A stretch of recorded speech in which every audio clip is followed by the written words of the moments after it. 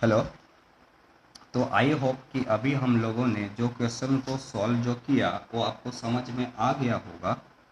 अगर जिनको भी कन्फ्यूजन है, डाउट है, तो वो लोग कमेंट सेक्शन में अपना रिव्यू दे सकते हैं, या तो आप हमें डायरेक्टली कॉल कर सकते हैं। ओके, तो चलिए अभी हम एक अगले क्वेश्चन के ऊपर बढ़ते हैं। चलिए देखिए मैकेनिक्स से एक टाइप का सिंपल सा पैटर्न हम चाहते हैं कि अभी आपको पूरा पैटर्न समझ में आ जाए, तो फिर कोई अभी हमें प्रॉब्लम नहीं हो। ठीक है, ओके।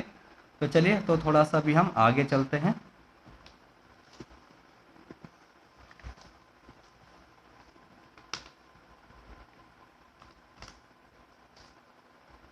देखिए एक अगला क्वेश्चन है। मान लेते हैं कि अभी हमारे पास में दो चार्ज है।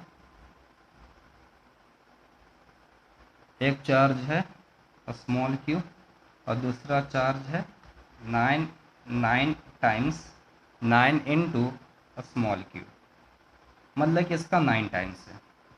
लेट्स सपोज दैट कि अब इनके बीच का डिस्टेंस कितना है, तो जैसे कि भाई 4r का है। इनके बीच का डिस्टेंस अभी हमने 4r का माना। ओके, तो एक तीसरा चार्ज कैपिटल क्यू कहाँ रखें सो दैट ये कैपिटल क्यू वाला इक्विलिब्रियम में हो।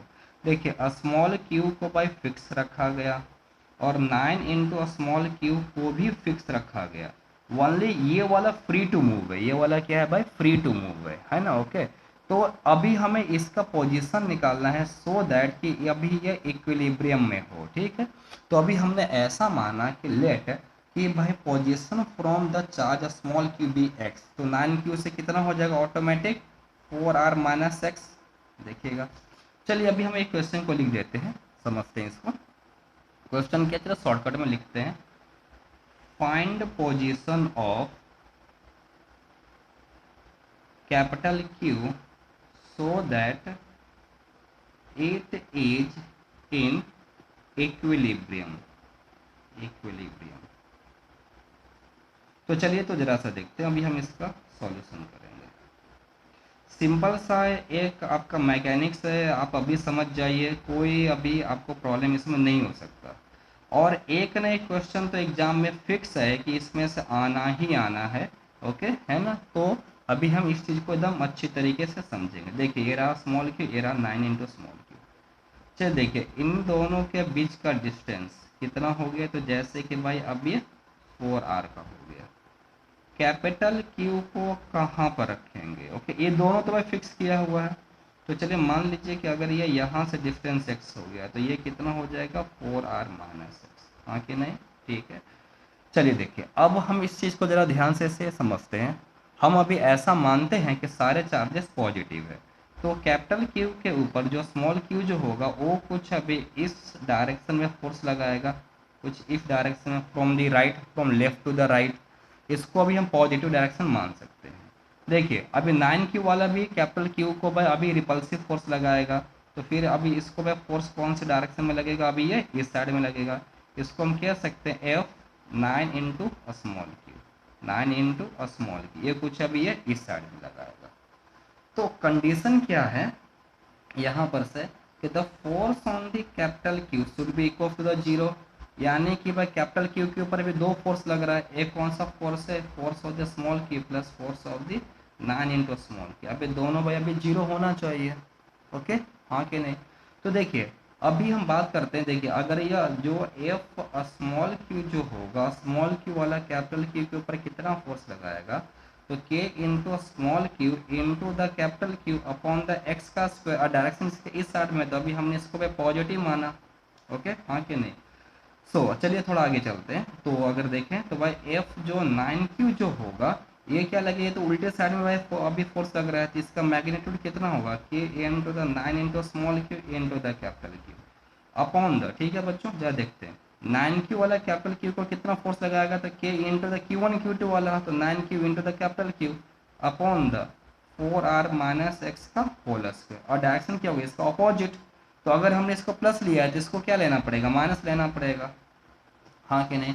अभी हमें क्या मिलेगा? अभी हमने क्या सोचा, F small q plus F 9 into small q this is equal to the zero.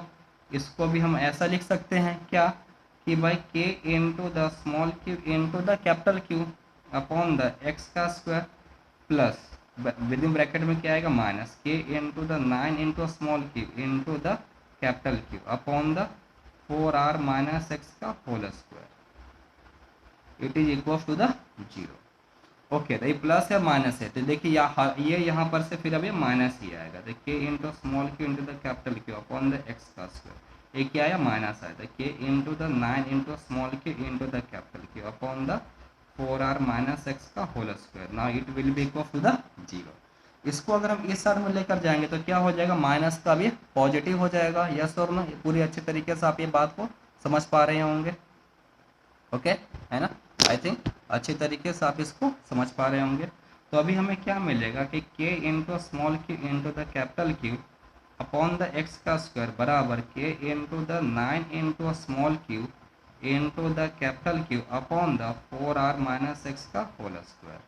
तो अभी देखिए के into small q into the capital Q अभी चला जाएगा, तो अभी क्या बचेगा अभी है यहाँ पर कि 1 अपॉन एक्स का square it is equal to the 9 upon 4r minus x का whole square. Okay, 4r minus x का होल स्क्वायर।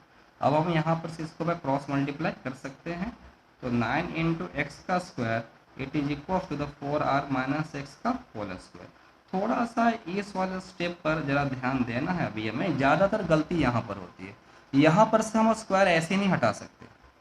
क्या करना पड़ेगा इसके लिए, तो भाई 9 को पहले अभी हमें स्क्वायर के टर्म्स में लिखना होगा। तो 3 का स्क्वायर कितना होता है 9, तो 9x स्क्वायर का हम ऐसे लिख सकते हैं 3x का होल स्क्वायर बराबर क्या मिलेगा 4r माइनस एक्स का होल स्क्वायर। अब हम इन दोनों स्क्वायर को हटा सकते हैं, तो अभी हमें क्या मिलेगा 3x बराबर 4r माइनस एक्स। अब माइनस एक्स जब अगर ये यहाँ पर आएगा तो क्या बन जाएगा, अभी भाई प्लस बन जाएगा, तो क्या मिलेगा 4x it is equal to the 4r, यानी कि भाई x it is equal to the r, हाँ कि नहीं। तो x क्या था भाई, तो that is the distance from the charge small q से डिस्टेंस कितना था, तो भाई x का था, और x का वैल्यू कितना आया, तो अब ये r का आया। सो तो बच्चों 4r माइनस एक्स का वैल्यू कितना आ जाएगा, तो 4r माइनस आर यानी कि भाई 3r। इसका मतलब कि क्या हो गया, देखिए अभी हम इसको ऐसे लिख सकते हैं कि भाई डिस्टेंस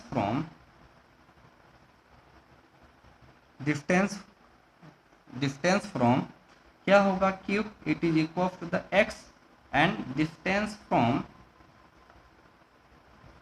9q कितने का हो जाएगा, तो that is equal to the q it is equal to the distance from है ना small q it is x का वैल्यू कितना आया था भाई, अभी r का आया था। तो डिस्टेंस फ्रॉम 9q कितने का आएगा, तो भाई इसको हम लिख सकते हैं 4r माइनस एक्स और x it is equal to the r यानी कि भाई 3r। तो 9q से डिस्टेंस कितने का हो गया, अभी 3r का होगा, और q से डिस्टेंस r का होगा।